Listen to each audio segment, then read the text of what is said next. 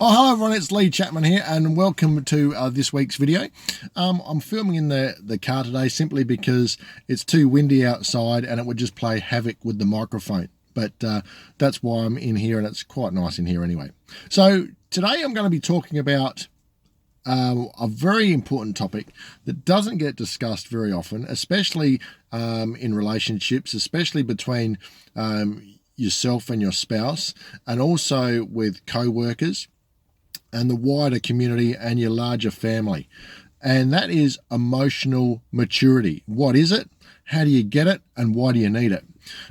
First of all, emotional maturity is the ability to actually keep your emotions in check and don't fly off the handle at the drop of a hat. Unfortunately, we live in a society now where a lot of wisdom has not been passed down from father to son, or from mother to daughter, or grandparents down to grandchildren, because we have so many fractured and wrecked families now that a lot of that wisdom is lost. There was a point where a father or a grandfather or a positive role model, a great aunt or a great uncle would sit the youngster down and say, look, this is how we expect you to behave in society. And that doesn't happen anymore. And instead of having adults that are responsible for their actions and responsible for their emotions and responsible for how they hold and conduct themselves in society, now we have fully grown children that blame and complain and point the finger at everybody else but themselves. And it happens, you ask any police officer, and they'll know exactly what I'm talking about. And they'll be able to give you so many examples of emotional immaturity. And for those of people that are emotionally mature, that you take responsibility for your actions and you can change your state whenever you see fit. If you do happen to get in trouble with the police, I can tell you from experience that your repercussions will be a lot less than someone that is emotionally immature. And you ask a magistrate or a judge or anyone like that. So how do you get it? First of all, you have to realize that you are not in control of how people treat you.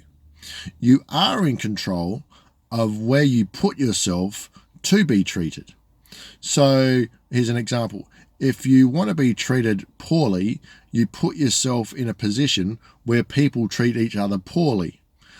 Usually that's in the lower socioeconomic groups of any large city.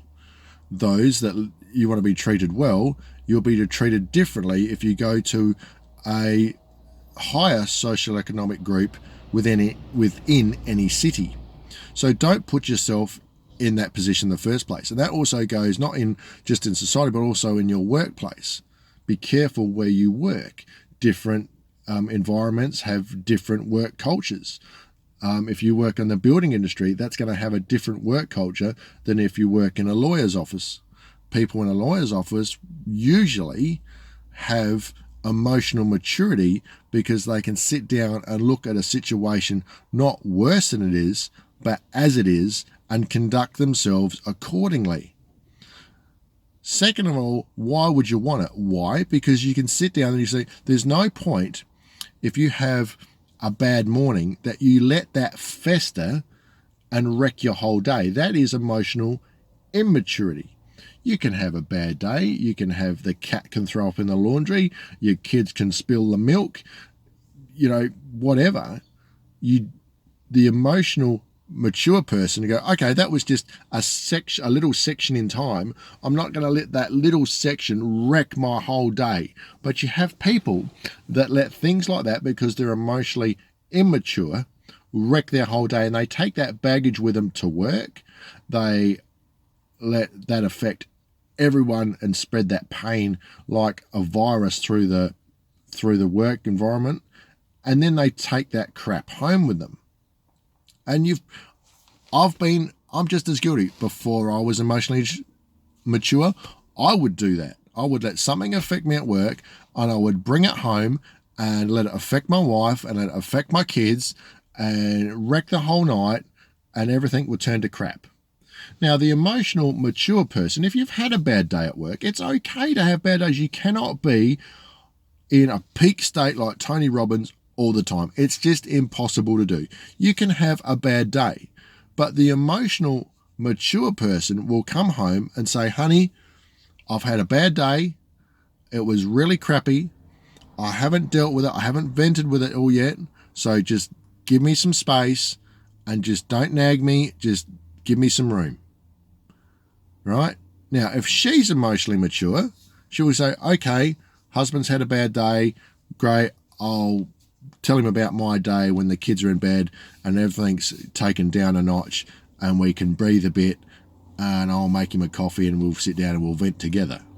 That is the more emotional, mature thing to do. And if you do that, you'll have a lot less arguments than coming home with an attitude and then say something in the heat of the moment to your spouse, and then they say something back, and then you start getting all these rocks grinding and sparking off each other, and that leads on to the silent treatment, and it just goes all out of hand. Something that should have been dealt with and didn't have to come home in the first place if you're emotionally mature. That's why you want to have it, because being emotionally mature means you have less issues to deal with. You can control your emotions.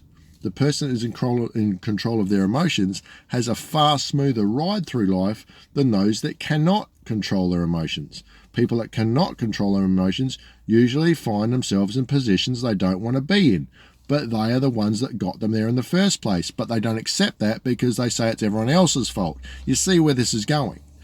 So concentrate on being emotionally mature. Realize that I'm in control of my emotions.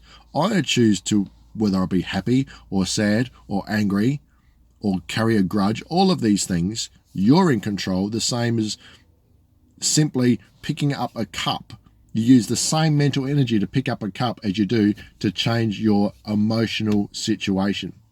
So I hope that's been helpful. Try it today. If you're the sort of person that likes to hold things in, tell your spouse when you get home, I've had a bad day. I'm going to cope with it, but I just need 10 or 15 or half an hour to myself, or we'll talk about it later tonight. But just don't get on my case.